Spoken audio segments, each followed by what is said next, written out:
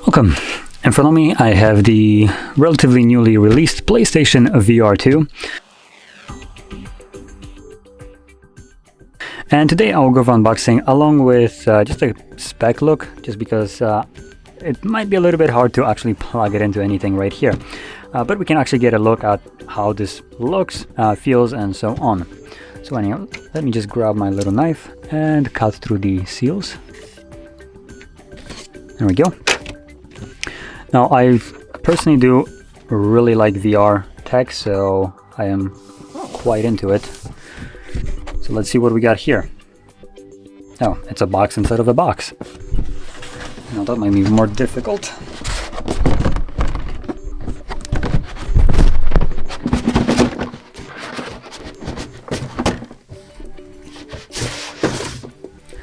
There we go. I managed to wiggle it out of there.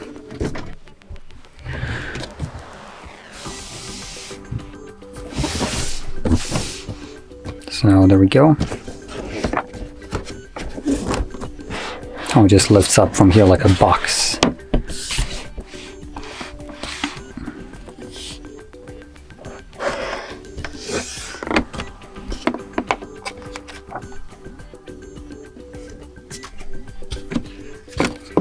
Oh, we got some manuals. I'm just gonna eat that to the side.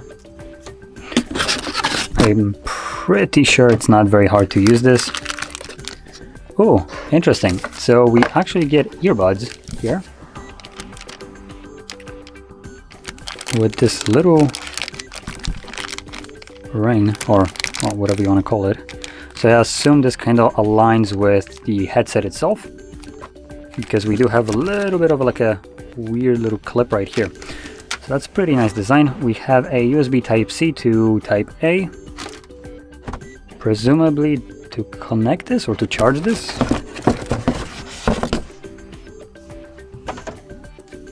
Or probably maybe for the controllers, but I guess we'll find out in a second. So right here we got the controllers. Now I'm actually gonna take it all out right now and then get through it a little bit more once I actually have some room. There we go. So the cable right here is Type-C.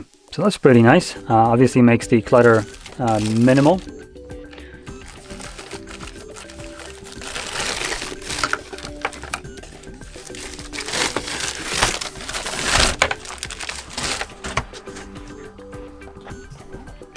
Now this is all rubber, which kind of feels a little bit weird.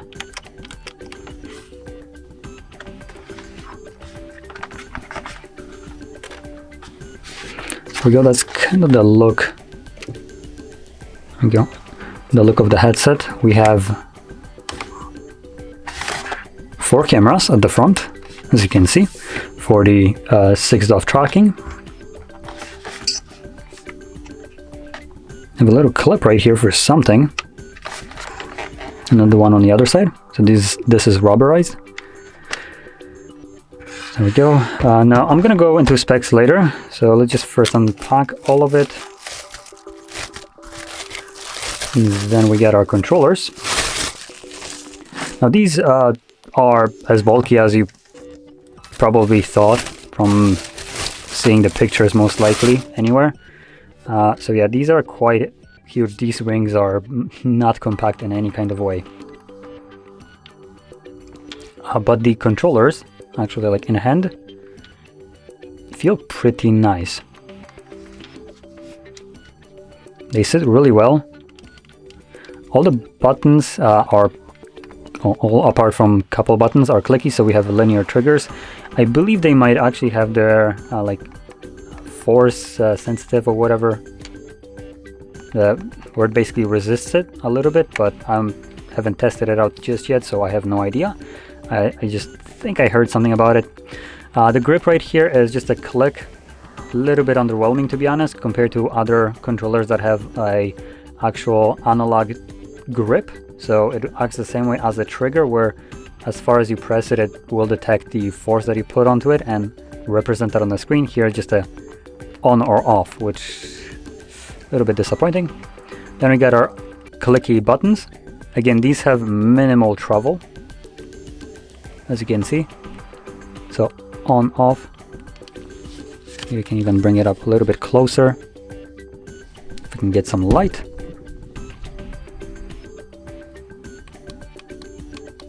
So this is all the travel that these buttons have.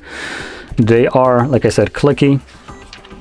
The thumbstick, pretty good. Doesn't slide around. It's concave and convex at the same time. So as you can see, you do have a little bit of a dip into it, and then it's convex. But yeah, in general, it feels pretty nice.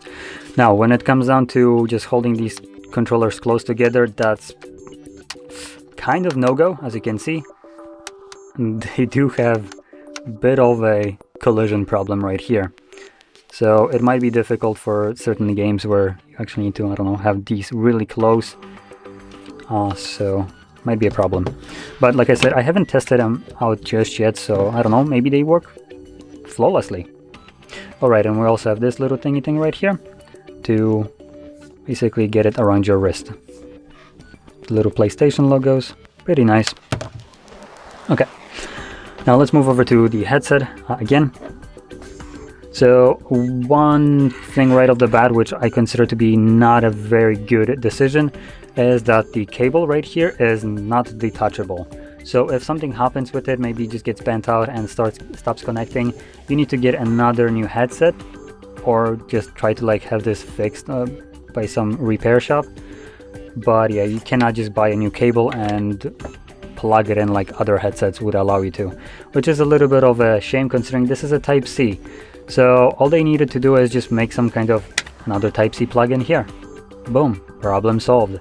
But obviously they decided to probably prioritize profit, so with the hopes that you most likely will break the cable at one point, you'll need to buy a new one.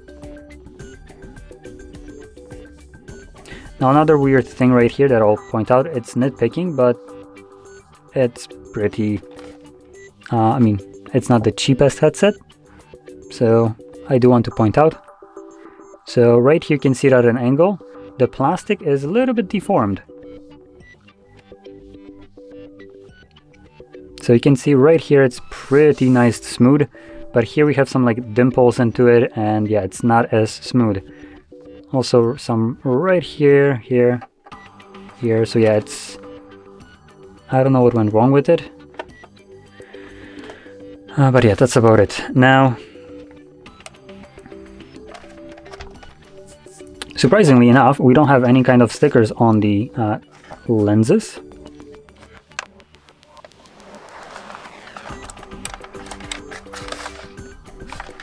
So yeah, we have a power button right here. We have, not exactly sure what that is. That looks like a microphone. Now, when it comes down to the internals of the headset, because that will be probably the most important one, we are dealing with 2000 by 2040 pixels per eye, so a really good resolution. This should be super clear of a display, one of the better ones. It's a micro OLED display, so you will get super deep blacks, which again, fantastic. We have about 110 degrees field of view. I believe this probably could be exaggerated, but I have no tools to actually check it, so I guess I'll have to take their word on it and just tell you that it's 110 degrees. At least that's advertised. We have obviously 6 of motion sensor tracking, so and all kind of, you know, forward, back, to the sides and up and down, and the controllers obviously do the same thing. Now the controllers are tracked by the headset itself, that's why we have the cameras. Now because of these cameras, assuming this is only being tracked by the cameras up here, you will have first problem. So when, let me just grab a controller. When a controller gets to, well, probably anywhere here, the headset will lose control of, or tracking of the controller, presumably, assuming they didn't do anything like with the controllers to make it track. I doubt they did. So yeah, presumably anything from like far side all the way to the behind of the headset is not going to be tracked, which again, if you're for instance like aiming some kind of gun in game and you have it, I don't know, maybe to your chest, Again, we have dead zones right here as well. There's no cameras below. If these cameras aren't picking it up, you probably won't be getting tracking. So there we go. Now, we do have also a very important part built into this device, and it's very hard to show you considering I don't think I can flip this, can I?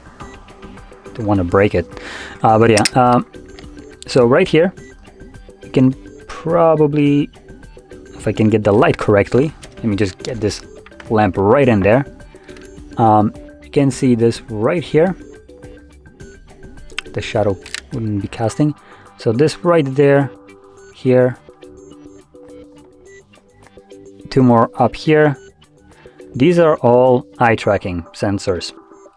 So when you're wearing the headset, your console will know exactly where you're looking at in the game, and presumably, considering this is a high resolution display right here, presumably the headset will be using, or not headset, the console will be using foveated rendering to lower down the resolution of everything that is in your peripheral vision.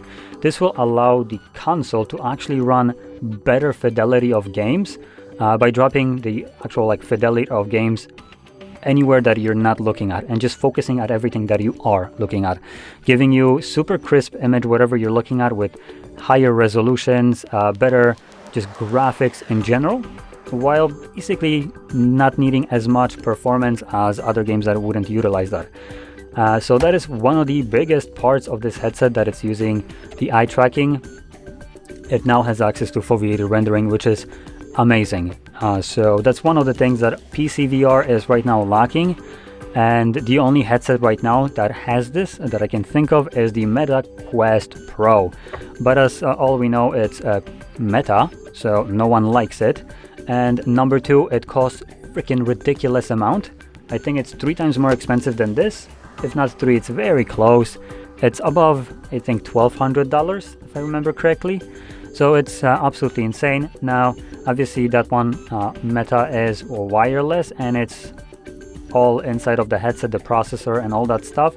So in some extent that might be better, but also in some it might be worse, because with a cable, you're not gonna run out of battery on your headset. You're not gonna have just lag. You can push way better graphics.